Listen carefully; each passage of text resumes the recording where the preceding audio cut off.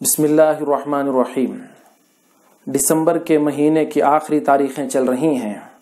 چند ہی دنوں میں ہمارے گھروں، دکان اور آفس سے پرانے کیلنڈر ہٹ کر نئے کیلنڈر لگنے والے ہیں۔ دنیا کے مختلف ملکوں میں الگ الگ انداز سے نئے سال کی آمد کی خوشی کا جشن منایا جاتا ہے۔ ہر سال ہم دیکھتے آئے ہیں کتنے لاکھوں کی مٹھائیاں تقسیم ہوتی ہیں، گریٹنگ کارڈز بانٹے جاتے ہیں اور کروڑوں روپے انسان آتش بازی میں خود اپنے ہاتھ سے آگ کے حوالے کر دیتا ہے۔ عدم واقفیت اور کم علمی کی وجہ سے مسلمان بھی ان مغربی ممالک کے پیچھے چل پڑے ہیں۔ آج سے 27-28 سال پہلے کی بات ہے کہ جب ہم اسکول میں پڑھ رہے تھے، کلاس کا لیڈر میں تھا، تو میں بھی بچوں سے چندہ اکٹھا کر کے اسکول کی کلاس کو مختلف قسم کے رنگا رنگ کاغذات سے سجایا جاتا اور غباروں میں ریز بھر کر اس کو لگایا جاتا، کیک کاٹے جاتے اور بانٹے جاتے اور مٹھائی تقسیم ہوتی۔ لیکن افسوس اس کا ہے کہ اسکول کا مینجمنٹ بھی مسلمان، تمام ٹیچرز مسلمان اور 100% طلبہ مسلمان، کوئی ایک بھی بتانے والا نہیں تھا کہ یہ غیر اسلامی تہذیب ہے۔ آج مجھے یہ کہنا ہے کہ کیک کا آرڈر دینے سے پہلے معلوم تو کرو کہ رسول اللہ صلی اللہ علیہ وسلم نے نئے سال کی خوشی میں کیا کسی کو کھجور بانٹے تھے۔ گریٹنگ کارڈ خریدنے سے پہلے یہ تو پتا کرو کیا کسی صحابی نے اپنے کسی ساتھی کو نئے سال کی ہیپی نیو ایئر کی مبارکبادی پیش کی تھی۔ واٹس ایپ پر نئے سال کا اسٹیٹس اپڈیٹ کرنے سے پہلے، یوٹیوب پر کوئی ہیپی نیو ایئر کی ویڈیو اپلوڈ کرنے سے پہلے، فیس بک پر کوئی نیو ایئر کی تصویر پوسٹ کرنے سے پہلے ذرا معلوم تو کرو حضرات تابعین اور تبع تابعین کے دور میں کیا انہوں نے کوئی کسی کو اپنا نئے سال کے آمد کی خوشی کے پیغام مبارکبادی پیش کی تھی۔ افسوس، ہم تو اللہ پر ایمان رکھتے ہیں لیکن اللہ کے دشمنوں کی بات پہ عمل کرتے ہیں۔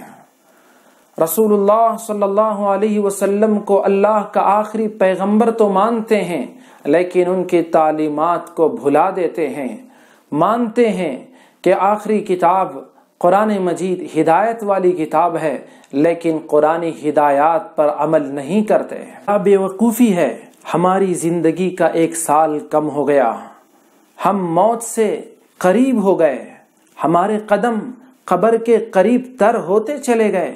اس پر ہم خوشیاں منا رہے ہیں، جشن منا رہے ہیں، کیک کاٹے جا رہے ہیں، پٹاخے اڑائے جا رہے ہیں۔ چاہیے تو یہ تھا کہ ہم اپنے اس گزرے ہوئے سال کا حساب لیتے، دنیاوی اعتبار سے بھی، دینی لحاظ سے بھی اس کا اندازہ اور حساب لگاتے کہ پچھلے سال کے مقابلے اس سال میری عبادت میں اضافہ ہوا ہے یا کمی آئی ہے۔ اگر اضافہ ہوا ہے تو الحمدللہ، اور اگر کمی آئی ہے تو اس کے اسباب کا پتہ لگاتے اور پھر اس کا تجزیہ کرتے دنیاوی اعتبار سے بھی کہ پچھلے سال کے مقابلے اس سال میرا کاروبار کیا اس میں نے ترقی کی ہے یا اس میں کچھ کمی آئی ہے۔ ترقی کی ہے تو کن اصولوں کو اپنانے کی وجہ سے ترقی ہوئی ہے اور میں مزید کتنی ترقی کر سکتا تھا، اور اگر کمی واقع ہوئی ہے، کچھ نقصان ہوا ہے تو ان کن وجوہات کی بنیاد پہ نقصان ہوا تھا، اس کا